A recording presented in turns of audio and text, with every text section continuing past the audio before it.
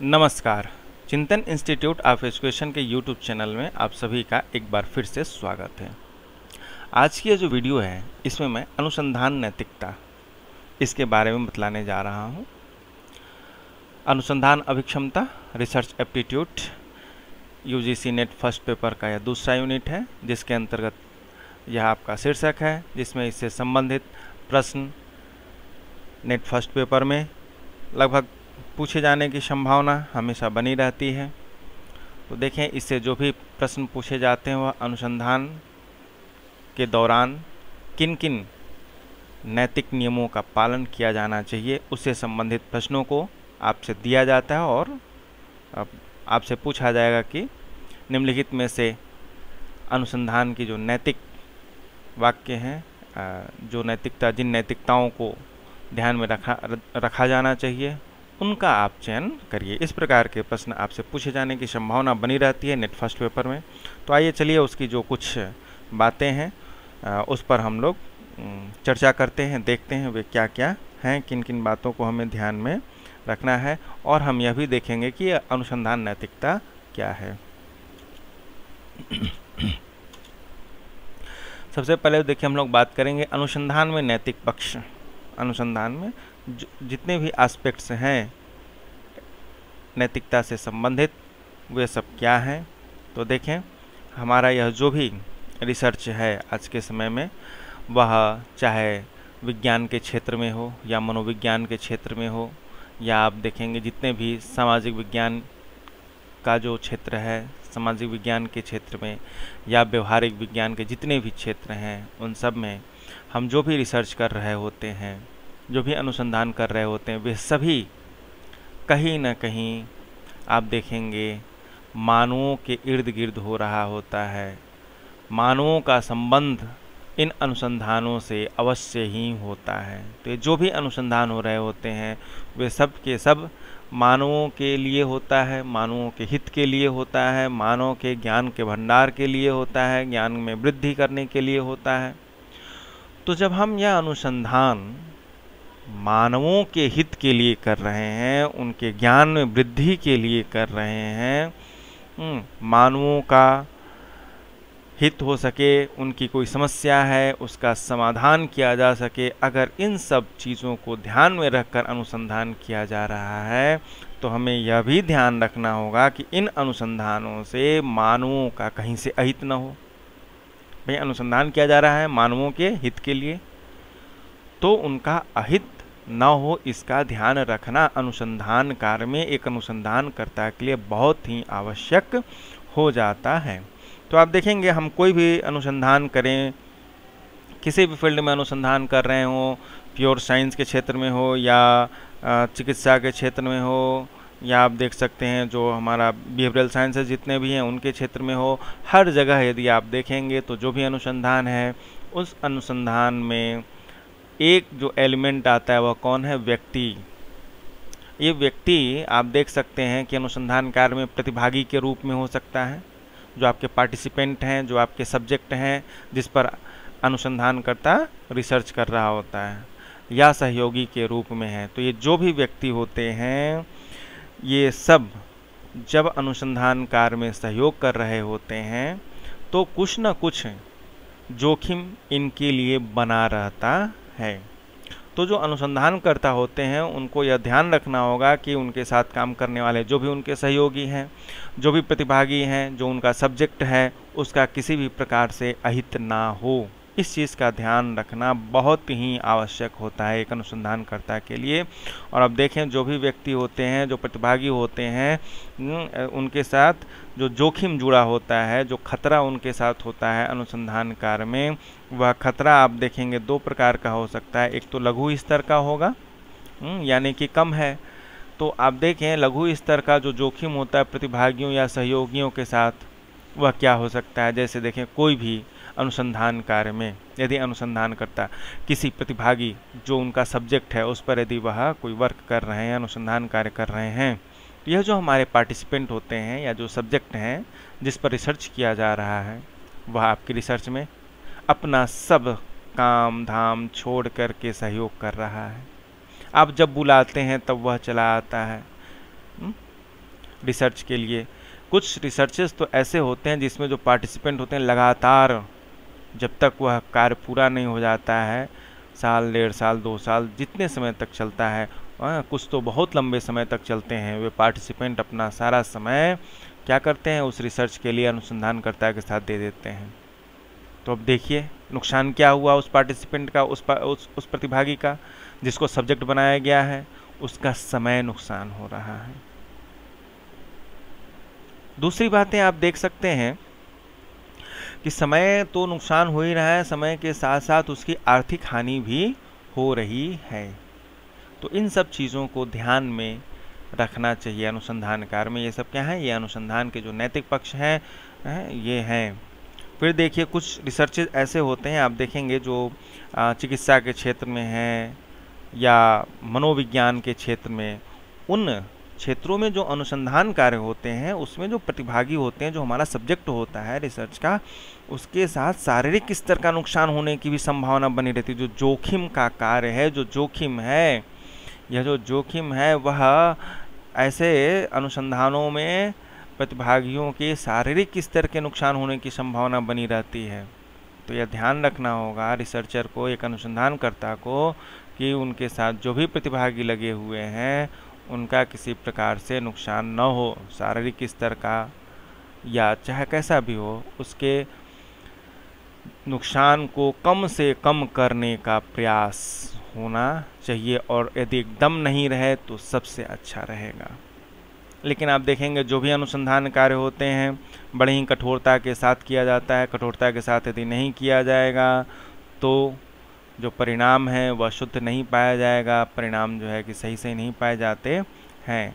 लेकिन फिर भी बहुत ही अधिक नियंत्रण रखने से क्या होगा, यदि आप अनुसंधान कार्य में अपने रिजल्ट को पाने के लिए बहुत अधिक नियंत्रण यदि रखेंगे तो क्या होगा, मानवाधिकारों का उल्लंघन होगा। भाई आप रिजल्ट पाने के लिए कुछ भी कर रहे हैं, कोई भी दवा, कोई भी केमिकल, कुछ भी जो है आप देख सकते हैं।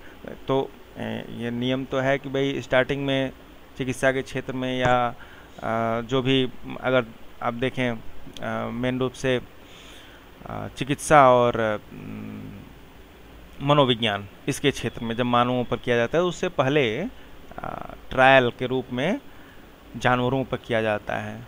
तो जानवरों के लिए भी देखें, वो भी तो कहीं ना कहीं जीव हैं, वो भी तो एक जीव हैं, उनका भी किसी भी प्रकार से जोखिम उनका भी नुकसान नहीं होना चाहिए। इस बात का ध्यान हम रिसर्चर को रखना चाहिए। केवल मानवों का ही नहीं, जानवरों का भी नुकसान नहीं होना चाहिए। अब देखें जो भी रिसर्चेज होते हैं इन क्षेत्रों में, साइंस के क्षेत्र में या साइकोलॉजी के क्षेत्र में, तो वहाँ पर बड़े ही कठोरता के साथ कार्य किया जाता है ताकि एक अच्छा परिणाम आए। ठीक है, लेकिन इन सब के बीच हमें यह नहीं भूलना चाहिए, एक अनुसंधानकर्ता को यह ध्यान में रखना चाहिए कि इतना भी अधिक कठोरता या नियंत्रण न किया जाए कि जो मानवाधिकार है उसका ही उल्लंघन हो जाए। तो इस प्रकार से देखेंगे कि जो हमारा अनुसंधान कार्य है वह समाज में, समाज के लोगों के लिए, उनके हितों के लिए होता है। तो हमें हमेशा इन बातों का ध्यान रखना होगा कि भाई जिनके लाभ के लिए हम काम कर रहे हैं वर्तमान में उनका किसी प्रकार से अहित ना हो, इन बातों को ध्यान में रखना होगा। तो चलिए, ये तो रहे अनुसंधान के जो नैतिक पक्ष थे, कुछ उनको मैं शॉर्ट में बताया। आइए अब हम लोग जान लेते हैं अनुसंधान में नैतिकता क्या है। तो देखें, अनुसंधान में नैतिकता, रिसर्च एथिक्स, बहुत ही सीधा सा अर्थ है। अनुसंधान में नैतिकता से तात्पर्य ऐसे दिशा निर्देशों के एक समुच्चय से है जो अनुसंधान कार्य के संचालन में शोधकर्ता की सहायता करता है। ठीक है, अनुसंधान कार्य में जो नैतिकता है वह क्या है, वह गाइडलाइंस का एक सेट होता है जिसका अनुपालन करना एक अनुसंधानकर्ता के लिए बहुत ही आवश्यक होता है। यदि उन गाइडलाइंस का अनुपालन नहीं किया जाएगा तो उनका जो रिसर्च है उसको अमान्य भी किया जा सकता है। और इस प्रकार के जो गाइडलाइंस हैं उनको निर्धारित करने के लिए कई संस्थाएं हैं। उनमें से एक संस्था आपकी APA है, अमेरिकन साइकोलॉजिकल एसोसिएशन। वह जो रिसर्च गाइडलाइन है वह देती है, या इसके बाद अन्य और भी जो संस्थाएं हैं, कई संस्थाएं हैं इस प्रकार की गाइडलाइंस को तैयार करने वाली। तो हमेशा एक अनुसंधानकर्ता को अपने अनुसंधान क्षेत्र में विभिन्न जो भी उनके क्षेत्र हैं, चाहे वह चिकित्सा का हो, मनोविज्ञान का हो, साइकोलॉजी का हो, या अन्य जो हमारा बिहेवियरल साइंसेस है, व्यवहारिक विज्ञान है, इन विज्ञानों में हर क्षेत्र में रिसर्च को करने के लिए एक गाइडलाइन तैयार किया गया है। उन गाइडलाइंस का निश्चित ही प्रयोग करना चाहिए एक अनुसंधानकर्ता को। अब देखिए, जो अनुसंधान में नैतिकता है, इसका सीधा सा संबंध अनुसंधान कदाचार, रिसर्च मिसकंडक्ट से होता है। अनुसंधान में आप जो मिसकंडक्ट करते हैं, जो आपका आचरण है, गलत आचरण जो आप कर रहे हैं, वही सीधे सीधे गलत आचरण से जाता है। तात्पर्य अनुसंधान में जो नैतिकता है उसमें है कि जो भी आप कार्य कर रहे हैं वह क्या है, वह सही सही आप कार्य करें, किसी भी प्रकार से गलत आचरणों का प्रयोग आप ना करें, सही सही ठीक आचरण करना बहुत ही आवश्यक है। इसीलिए देखिए, यह है अनुसंधान कदाचार। आप देखेंगे इससे तात्पर्य क्या है। अनुसंधान कदाचार से तात्पर्य है अनुसंधान कार्य की प्रस्तावना का प्रस्तुतिकरण, प्रदर्शन, समीक्षा या शोध परिणामों की रिपोर्टिंग को गढ़ना, फैब्रिकेट करना, जालसाजी करना या मिथ्या बनाना, फाल्सिफाइंग, हेर फेर करना, या साहित्य चोरी, प्लेगरिज्म करना, ये सारी चीज़ें अनुसंधान कदाचार में आते हैं। तो देखिए, 3 बातें यहाँ से उभर करके आ रही हैं। आप देखेंगे नंबर 1 तो है फैब्रिकेटिंग, जालसाजी करना, भाई जो रिपोर्टिंग है उसमें आप हेर फेर कर रहे हैं। तीसरा है फाल्सिफाइंग, हेर फेर कर रहे हैं, मिथ्या बनाना, गलत साबित किया जा रहा है, ठीक है, सही चीज़ को भी आप गलत साबित कर रहे हैं, या साहित्य की चोरी। तीसरी बात प्लेगराइजिंग में देखिए क्या होता है, किसी अन्य के द्वारा किए गए कार्य को हम अपने नाम से उसको क्या करते हैं, प्रस्तुत कर देते हैं। तो ये सारी चीज़ें, ये 3 बातें आती हैं अनुसंधान कदाचार, रिसर्च मिसकंडक्ट के अंतर्गत। तो आइए, जो मेन हमारा अनुसंधान नैतिकता है उसमें आपको यही जो 3 चीज़ें हैं इनको आपको ध्यान में रखना होता है। ये सारी चीज़ें आपके रिसर्च में, आपके अनुसंधान कार्य में नहीं होनी चाहिए।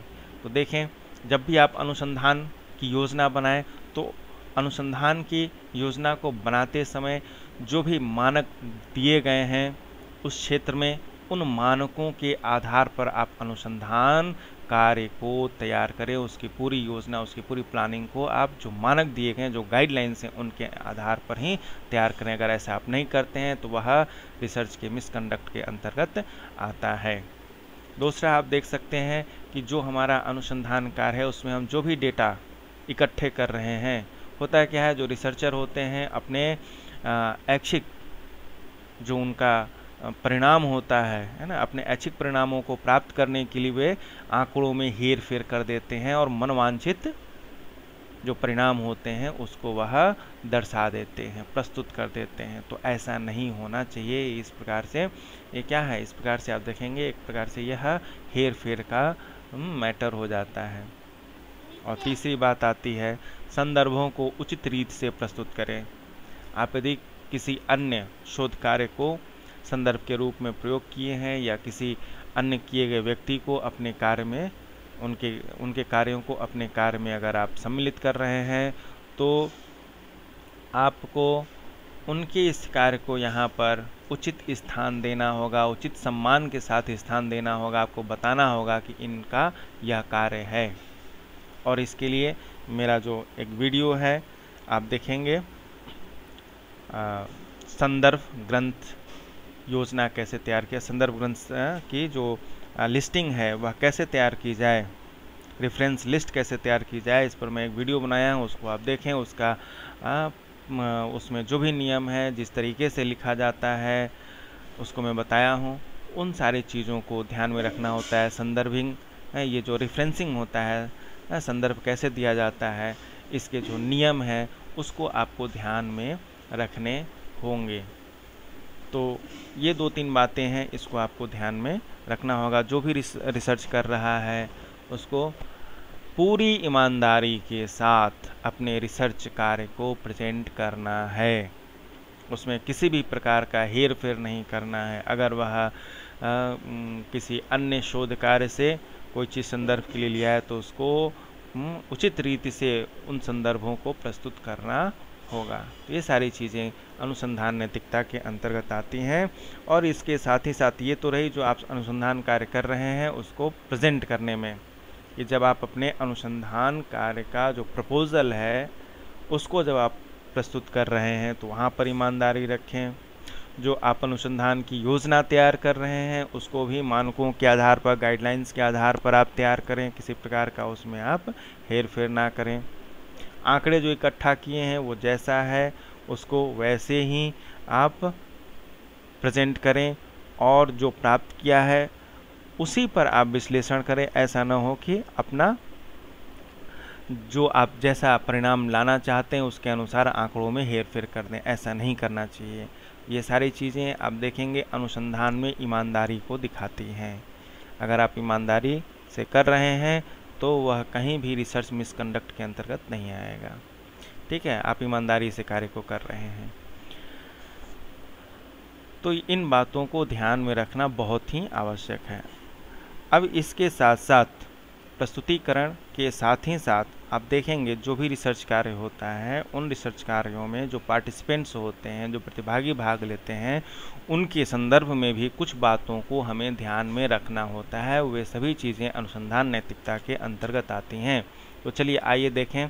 तो सबसे पहले देखिए, जो भी पार्टिसिपेंट्स, जो सब्जेक्ट हैं आपके जिस पर आप रिसर्च कर रहे हैं, तो सबसे पहला क्या है कि उनसे आपको सहमति प्राप्त करना होगा। यदि कोई व्यक्ति रिसर्च कार्य में सहयोग देने के लिए सहमति नहीं दे रहा है, वह राजी नहीं है, तो आप उसको सब्जेक्ट के रूप में अपने अनुसंधान में नहीं ले सकते हैं। तो कुछ बातें हैं इससे संबंधित, आइए देखते हैं क्या क्या हैं।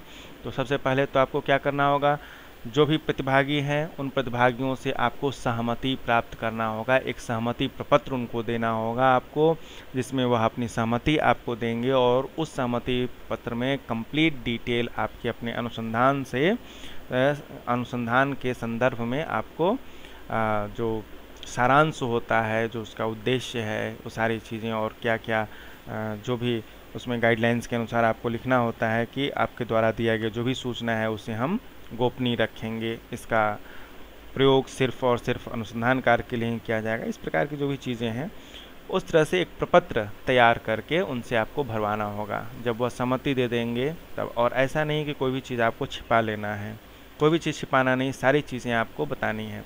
और मान लेते हैं कुछ प्रतिभागी ऐसे होते हैं जो कि छोटे बच्चे हैं, अगर बच्चों पर कोई कार्य हो रहा है तो बच्चे तो सहमति नहीं दे पाएंगे।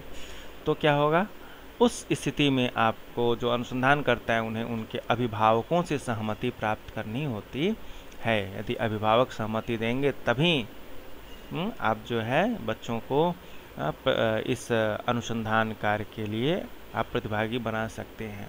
इसी प्रकार से जो विकलांग व्यक्ति होते हैं उनको, या जो आप देखेंगे कुछ ऐसे होते हैं जो अशक्त हैं, ऐसे भी जो हैं, अगर इस प्रकार के प्रतिभागी हैं, इनको यदि आपको अपने अनुसंधान कार्य में सम्मिलित करना है तो आपको उनके जो संरक्षक हैं, जो अभिभावक हैं, उनसे आपको सहमति लेनी होगी। ठीक है, तो इन बातों का हमें ध्यान रखना होता है। फिर देखिए, अब यह जो आप प्रपत्र भरवाते हैं उसमें अनुसंधान से संबंधित जो भी प्रक्रियाएं होती हैं उन सबको आपको बताना होगा कि हम यह जो अनुसंधान कार्य कर रहे हैं किस लिए कर रहे हैं, इसमें हमको क्या करना है, हम जो प्रतिभाग के लिए हम जिनको सेलेक्ट कर रहे हैं उनके साथ क्या क्या प्रक्रियाएं की जाएंगी, ये सारी चीज़ें आपको बतानी होगी। और आप देखेंगे इसमें इसी के अंतर्गत आता है कि अनुसंधान के उद्देश्य को बतलाना है आपको। जो भी प्रतिभागी है उनको अनुसंधान के उद्देश्यों को, इसके साथ ही साथ उस अनुसंधान कार्य में जो खतरे हो सकते हैं, जो नुकसान हो सकता है, उसके बारे में भी बतलाना है। बिना बताए अगर आप लेते हैं और कोई नुकसान हो जाता है तो यह अनुसंधानकर्ता की लापरवाही कही जाती है या गैर जिम्मेदाराना यह जो एक आचरण होता है वह आता है। तो आप देखेंगे कि जो भी प्रतिभागी है उसे आपको अनुसंधान का जो भी अनुसंधान के संपूर्ण उद्देश्यों को बतलाना है, उससे संबंधित जो भी खतरे हैं, जो नुकसान है, उन सबको बतलाना है। और इसके साथ ही साथ मान लेते हैं कि कोई प्रतिभागी आपके अनुसंधान कार्य में सम्मिलित हो गया, प्रतिभागी के रूप में आ गया, लेकिन इसका आपको ये जो प्रतिभागी होता है, इस प्रतिभागी को कभी भी अपनी सहमति वापस लेने की छूट होनी चाहिए। जो सब्जेक्ट है, सब्जेक्ट को कभी भी सहमति वापस लेने की, वह आपके अनुसंधान कार्य के बीच में भी आपके अनुसंधान कार्य के बीच में भी वह जा सकता है, आप प्रतिभाग नहीं कर सकता है। ठीक है, तो आप देखेंगे कि आपके अनुसंधान कार्य के किसी भी स्तर पर जो सब्जेक्ट होता है, जो प्रतिभागी होता है, वह अपनी सहमति को वापस लेकर आपके अनुसंधान कार्य से वह बाहर जा सकता है। ठीक है, तो ऐसा नहीं होना चाहिए कि जो एक बार आ गया तो आप एकदम रिजिट कर दीजिए कि अब आप हमारे अनुसंधान कार्य में प्रतिबद्ध हो गए हैं, आपको जब तक पूरा नहीं होगा आप जा नहीं सकते। नहीं, ऐसा नहीं होना चाहिए। किसी भी स्तर पर उनको आपके अनुसंधान कार्य को छोड़कर जाने की छूट होनी चाहिए। फिर देखें, जो भी आप प्रतिभागी हैं जो आपके अनुसंधान कार्य में सब्जेक्ट के रूप में कार्य कर रहे हैं, अगर आप उनकी आवाज़ को रिकॉर्ड करते हैं या फिल्म रिकॉर्डिंग कर रहे हैं, पिक्चर के साथ रिकॉर्डिंग कर रहे हैं, तो इन सब में आपको सहमति प्राप्त करनी होगी प्रतिभागी से।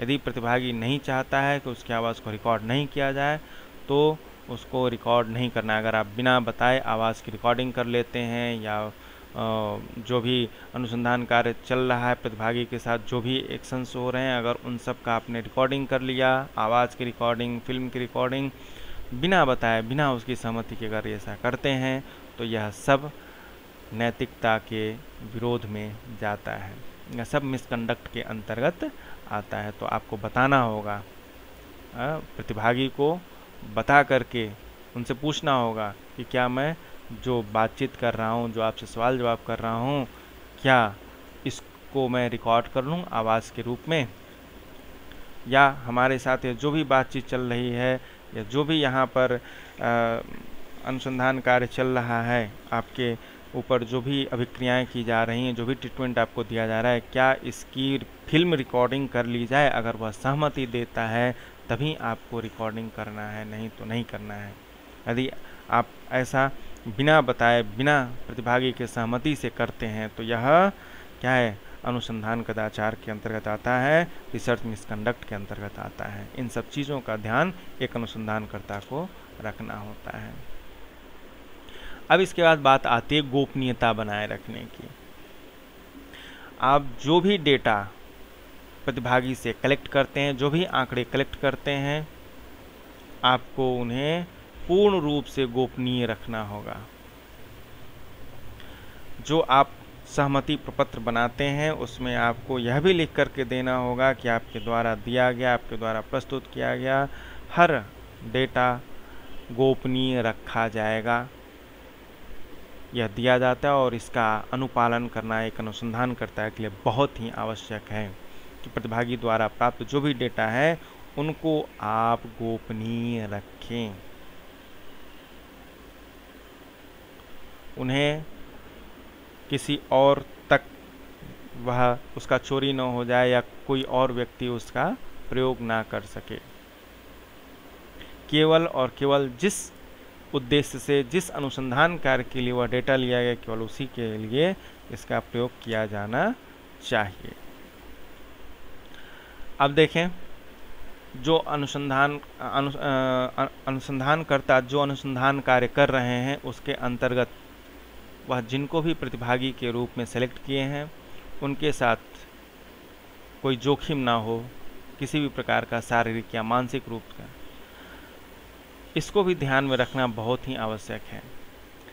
अब देखें, कुछ जो जोखिम होते हैं वह शारीरिक स्तर पर नुकसान की बजाय शारीरिक स्तर पर नुकसान यानी कि किसी प्रकार का उनका किसी अंग में कोई नुकसान आ जाए है।